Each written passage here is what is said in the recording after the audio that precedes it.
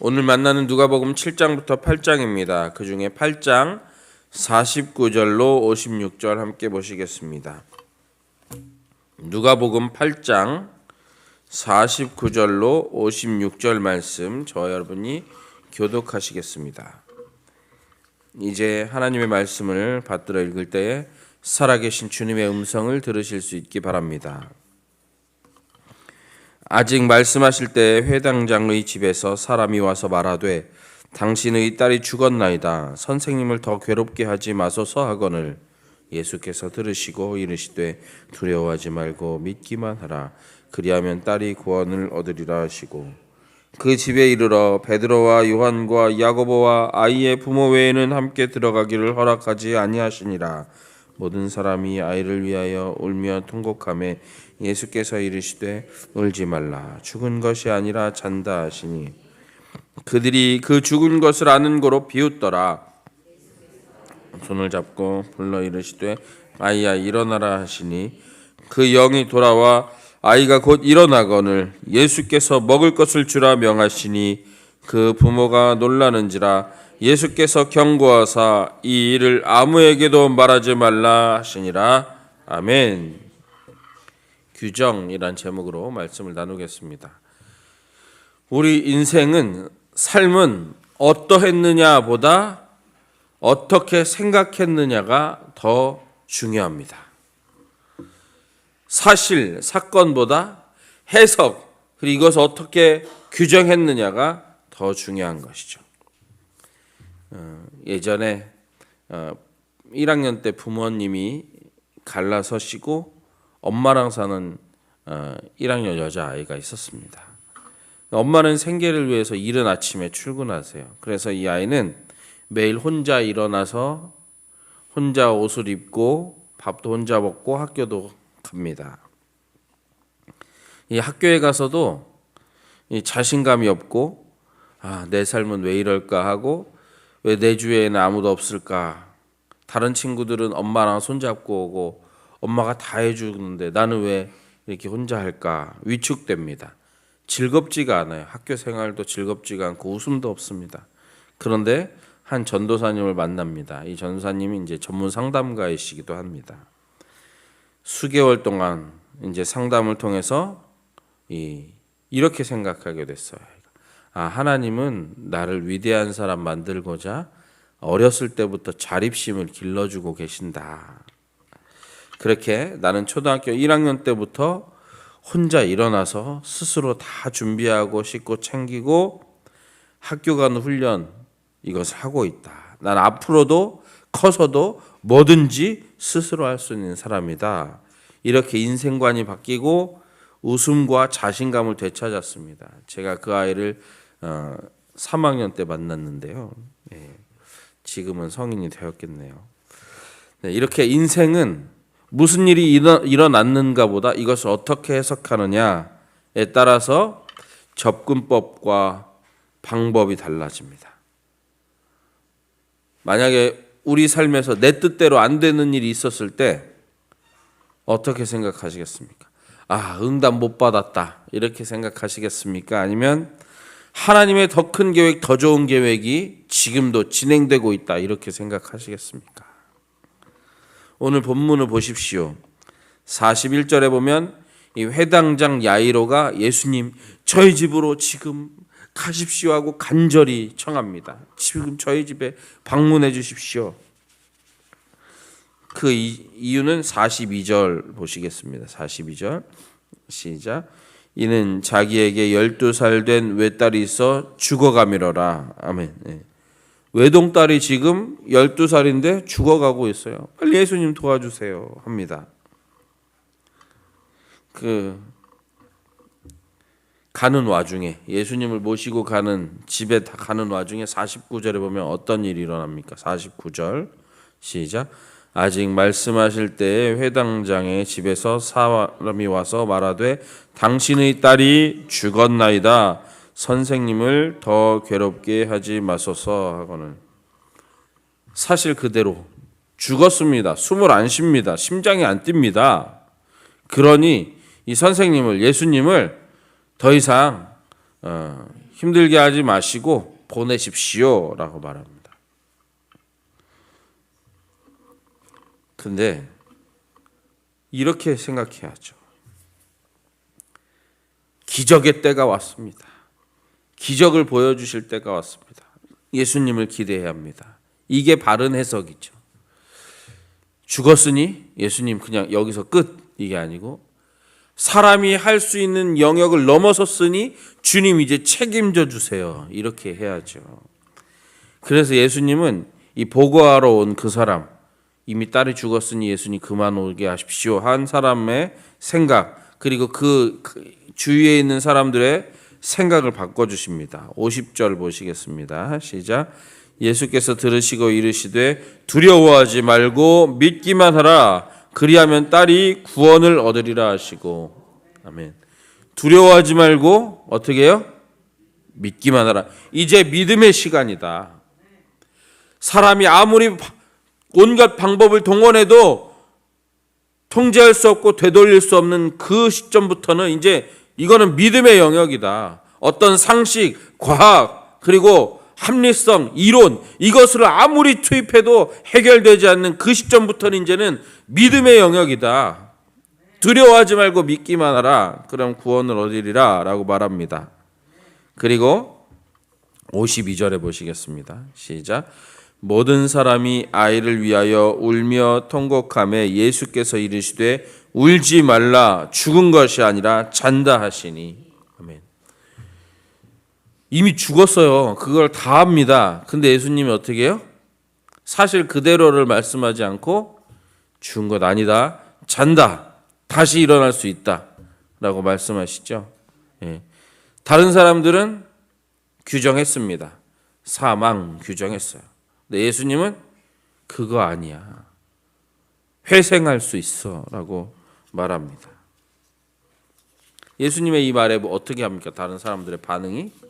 예수님을 비웃더라. 마태복음에도 사람들이 비웃더라 라고 말했어요. 이미 끝났잖아요. 사실 그대로 바라보면 가능성 없잖아요. 사람들은 다 끝났다고 규정지었습니다. 그런데 예수님은 이제부터 문제 해결의 시작이다 라고 규정짓습니다. 사람들은 절망이라고 단정했습니다. 그런데 예수님은 지금부터가 희망의 시작이라고 말씀하셨습니다. 사람들은 이제 단념해야 될 타이밍입니다 라고 해석했어요. 그런데 예수님은 이제 믿음 그 하나만으로 승부를 볼 타이밍이 시작됐다 라고 말씀해 주셨습니다. 더 끝났으니 괴롭게 하지 마세요. 선생님을 괴롭게 하지 마세요. 아니다. 두려워하지 말고 믿기만 하라. 네. 그리고 요 야이로가 예수님을 청하는 장면, 예수님이 야이로의 집에 가까이 가고 아이를 만나는 요 장면 사이에 마치 햄버거 패티처럼 한 장면이 끼어 있는데요. 무슨 내용입니까? 12해를 혈루증으로 앓는 여인. 네, 내용이 이 사이에 껴 있어요. 42절부터 이 48절까지 끼어 있어요. 당시의 사회 통념은 무엇입니까? 부정함은 격리되어서 해소돼야 할 문제다. 부정한 사람은 사회로부터 격리되어서 정결해질 때까지 기다렸다가 다시 와야 된다. 이게 격리되어야 해소된다 이거예요. 근데 이 여인은 삶을 바라보고 새롭게 시작했습니다. 부정함 여기에는 다 동의해요. 사회통념도 이 여인이 부정하다 그거 알고, 이 여인도 내가 지금 부정한 상태다 그거 알아요. 근데 사회적 통념을 따르지 않고 이 부정함은 정결함의 원천, 정결함의 모든 수여자 되시는 그 예수님을 만나야 해결된다. 이걸로 규정이 바뀌고 해석이 바뀌어요. 그래서 어떻게 합니까? 예수님 뒤에 가서 옷자락이라도 만지면 나는 이제 해결받는다. 제사장님은 또 우리 마을의 원로들은 저기 격리되어서 깨끗해질 때까지 격리되어야 해소된다고 하지만 나는 그게 아니다. 나는 이 부정함을 예수님 터치하고 예수님 만나고 예수님 접촉해야 해결되는 문제로 나는 이걸 규정짓는다 합니다. 그래서 어떻게 해요? 예수님 옷자락만 만졌더니 거기서 온전히 해결되지 않습니까? 우리 인생의 문제를 어떻게 볼 것입니까? 내가 겪고 있는 경제, 재정의 문제, 또 건강의 문제, 자녀의 문제, 그리고 미래와 진로, 또 우리 가정의 화목, 이런, 그리고 우리 셀에 있는 이 현상들 어떻게 바라보실 것입니까? 그것을 어떻게 규정 지으실 것입니까? 여러분, 사실 그거보다 더 중요한 게 해석이고, 이 현실 이거보다 더 중요한 게 이 문제는 이거라 라고 규정 짓는 그 믿음이 더 중요한 거예요. 엔게디 광야 동굴에서 사울이 이제 들어옵니다. 동굴에. 다윗과 함께하는 청년들은 지금이 사울을 제거할 절호의 타이밍입니다 하고 그 상황을 해석합니다. 근데 다윗은 어떻게 했어요? 아니다. 지금이 하나님의 선하심과 인자하심을 보여줄 때이고 지금이 내가 하나님이 세우신 그 공의에 순종하는지를 보여줄 타이밍이다 하고 사울을 무사히 돌려보냅니다. 여기에는 뭐가 있습니까? 지금 아니더라도 하나님께서는 때가 되면 나를 평안케 하시고 높여주신다. 이런 믿음이 전제되어 있죠. 여러분 혹시라도 하나님이 왜 그때 내 기도 안 들어주셔서 이렇게 인생 낭비, 시간 낭비, 돈 낭비, 감정 낭비하게 하시는가? 이렇게 생각하는 분 계십니까?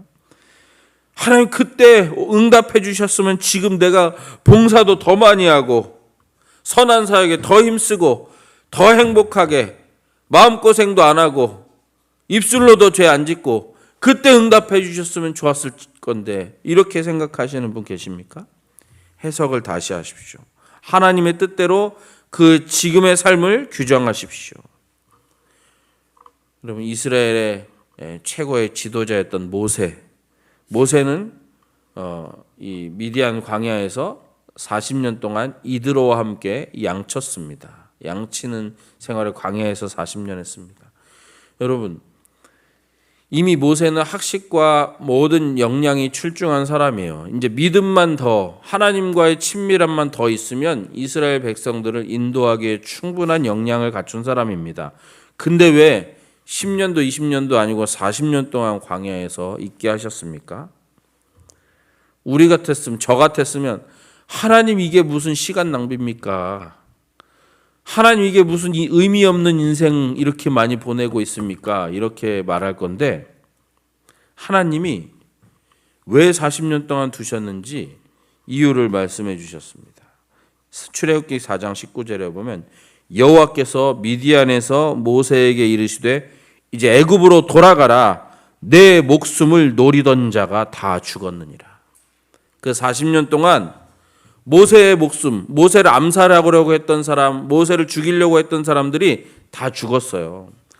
자연사한 분도 있을 것이고 암살당한 사람도 있을 것이고 숙청당한 사람도 있을 것이고 어떻게 해서든 그 모세를 죽이려고 했던 사람들이 다 죽었어요. 모세가 그냥 갔었으면 나를 죽이려고 하는 그 사람들 때문에 이 사역을 온전히 감당하지 못했을 거예요. 가뜩이나 소심한데. 이 40년이 인간적인 눈으로 바라보면 해석이 안 됩니다. 아니 무슨 40년이나 지금 박사 따는데도 10년밖에 안 되는데 무슨 40년이나 이런 해석밖에 할 수 없어요. 그렇기 때문에 광야의 생활은 나에게는 인생 낭비다 이렇게 규정 지을 수밖에 없습니다. 그런데 하나님은 그 안에서도 계속 역사하시고 일을 이루시고 계셨지 않습니까? 그리고 그 광야 40년이 바탕이 되어서 여러분 80세 모세가 광야에서 이스라엘 백성들을 이끄는데 광야 생활 너무 힘들다, 척박하다, 목마르다, 아니면 배고프다. 모세는 한마디도 불평하지 않았어요. 왜냐하면 그 40년 동안이 이미 충분한 훈련이 된 거예요. 오히려 젊은 모세를 따라 나온 사람들이 목마르다, 배고프다, 애굽에 있었으면 마늘도 먹고 고기도 먹을 텐데 이랬지. 모세는 광야에서 힘든 적이 한 번도 없었어요. 사람들의 불평 때문에 힘들었지 그 환경 척박함이 힘든 적이 없었습니다. 여러분, 성도의 인생에 시간 낭비는 없습니다. 우리가 하나님과 멀어지는 거 아니면 시간 낭비가 없습니다. 우리가 기도의 끈을 놓는 거 그거 아니면 시간 낭비가 없습니다. 기도의 끈을 놓으셨으면 아무리 잘 나간다고 하더라도 그건 시간 낭비예요. 근데 지금 아무리 힘들어도 하나님 붙들고 있으면 인생 낭비가 아닙니다. 지금 하나님이 내 뜻보다 더 크게 역사하고 계시다. 삶을 이렇게 규정 지어야 하십니다. 자, 다시 한번 여쭙겠습니다. 지금 내 맘대로, 내 뜻대로, 내 계획대로 안 됐어요. 그럼 어떻게 하시라고요? 첫 번째, 하나님 응답 안 해주시나 보다. 두 번째, 하나님의 더 큰 계획이 지금 진행되고 있다. 어떻게 해요? 네, 두 번째, 더 큰 계획. 조바심 내지 마십시오. 조바심으로 성급하게 결정하면 나중에 아쉬움이 남고 후회하게 됩니다. 절망하지 마십시오. 지금 이것 때문에 절망하고 마음으로 범죄하고 입술로 범죄하면 나중에 주님이 완전히 회복시켜 주실 때 민망해지고 회개 기도해야 합니다. 같이 하실까요? 나는 축복의 여정을 가고 있습니다. 하나님은 내 기도보다 더 좋은 응답을 주고 계십니다. 네. 하나님, 악기 이렇게 튜닝하다가 줄이 끊어질 수 있죠. 어떤 사람은 오늘 재수가 없게 줄이 끊어졌네. 또 어떤 사람은 이 지금 튜닝 시간에 끊어져서 다행이다. 연주할 때 끊어지면 어쩔 뻔했나 하고 재빨리 갈아 끼우는 사람도 있어요. 우리 어떻게 하실 겁니까? 삶을 규정 지으십시오. 고난이든 축복이든 행복이든 아픔이든 누구에게나 인생에 한 번 이상은 찾아옵니다. 그때마다 규정 지으십시오. 그냥 현실 그대로 받아들이고 현실에 압도되지 마시고 그 현실을 믿음의 눈으로 바라보고 규정하십시오. 내 힘으로 안 될 때는 이제 믿음의 시간이다 하고 주님만 붙잡으십시오. 하나님께서 역사하실 것입니다. 하나님의 좋은 계획이 오늘도 우리의 삶에 이루어질 것을 축원합니다. 하나님 감사합니다.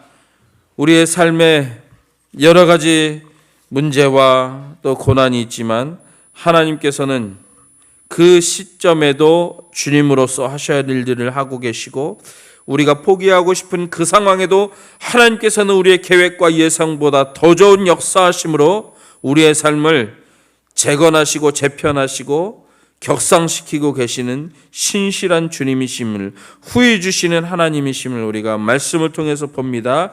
오늘 하루 삶의 모든 사건들 또 만남들을 믿음의 눈으로 해석하고 바라보고 규정짓는 저희들 되게 하셔서 인생의 모든 때가 감사고 믿음의 도전이고 신앙의 성숙의 과정이 되게 하여 주시옵소서.